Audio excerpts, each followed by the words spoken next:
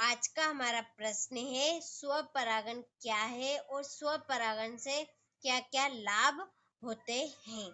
तो देखिए मेरे हाथ में एक ये पुष्प है, तो हमें बाहर से इस तरह से पुष्प दिखाई देगा। अब हम इसकी आंतरिक संरचना देखते हैं। देखिए पुष्प की आंतरिक संरचना हमें इस तरह की दिखाई देगी।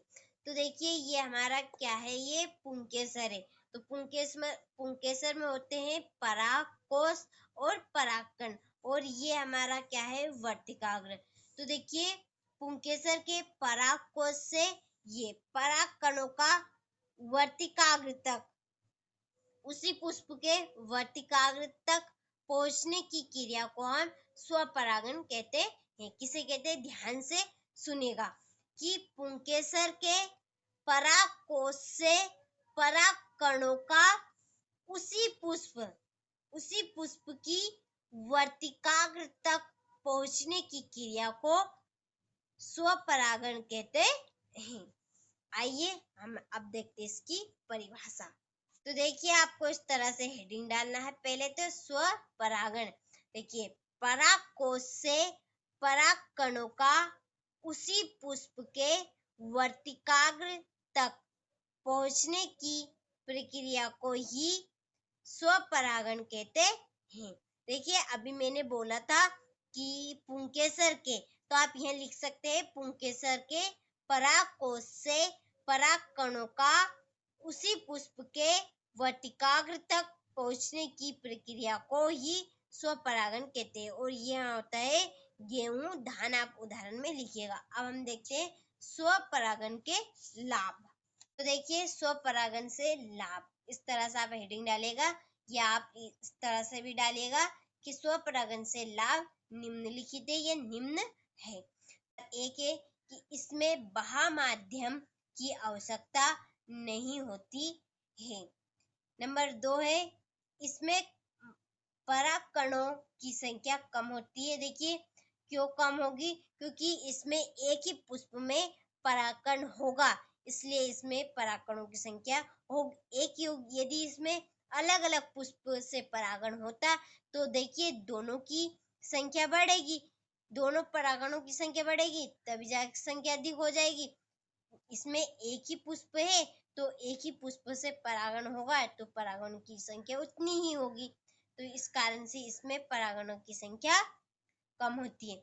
और इससे हमें क्या होता है, शुद्ध नस्ल के बीज प्राप्त होते हैं, क्योंकि इसमें किसी भी पौधे से और परागण नहीं होता है, क्योंकि इसी पुष्प से ही इसमें परागण होगा। इस कारण से इससे हमें शुद्ध नस्ल के पौधे प्राप्त होंगे। तो 3 पॉइंट है कि इसमें बाह्य माध्यम की आवश्यकता नहीं होती है। नंबर 2 है कि इसमें परागकणों की संख्या कम होती है। नंबर 3 है कि इसमें शुद्ध नस्ल के बीज प्राप्त होते हैं। तो आप यहाँ से अच्छे से स्क्रीनशॉट ले लीजिए। देखिए फिर हम देखते हैं इसकी हानियां। तो देखिए पहली है कि इसमें बीजों की संख्या कम होती है। देखिए बीजों की संख्या क्यों होगी, क्योंकि एक ही पुष्प से इसमें परागण होगा तो इसमें बीज नहीं बढ़ेंगे, इसलिए इसमें बीजों की संख्या कम होगी। और इससे जो उत्पन्न बीज है वह आकार में भी छोटे होंगे।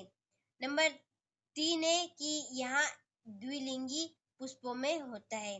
जो स्वपरागण होता है वहाँ द्विलिंगी पुष्प में होते हैं, द्विलिंगी जिसमें नर और मादा होते हैं, तभी जाके इसमें परागण होगा। तो यहाँ केवल द्विलिंगी पुष्पों में होता है। नंबर 4 है कि इसके पुष्प आकर्षणहीन तथा गंधहीन होते हैं। जो इसके पुष्प है वह चमकदार नहीं होते हैं और गंधहीन यानी सुगंधित नहीं होते। तो इसके पुष्प कैसे होंगे, आकर्षकहीन, इसमें से गंध नहीं आती है, अधिक चमकदार नहीं होते हैं और इनमें से सुगंध नहीं आती है। नंबर 4 है हमारे कि इसमें बीजों की संख्या कम होती है। नंबर 2 है इसमें उत्पन्न बीज आकार में छोटे होते हैं। नंबर 3 है यहाँ केवल द्विलिंगी पुष्पों में होता है। नंबर 4 है कि इसके द्वारा पुष्प आकर्षकहीन तथा गंधहीन होते हैं। तो आज हमने स्वपरागन क्या है और स्वपरागन से लाभ और स्वपरागन से हानियां पड़ी। तो आप सभी का एक एक करके अच्छे से स्क्रीनशॉट लेते चलिएगा। यहाँ से स्वपरागन की परिभाषा का स्क्रीनशॉट ले लीजिए और ये उसके उदाहरण। इसके बाद है हमारे स्वपरागन से लाभ। तो यहाँ से आप अच्छे से स्क्रीनशॉट ले लीजिए इनका। और फिर है इसकी बाद में स्वपरागन से हानियां। तो यहाँ से अच्छे से स्क्रीनशॉट ले लीजिए और अपनी नोटबुक में इन्हें अच्छे से नोट करिए।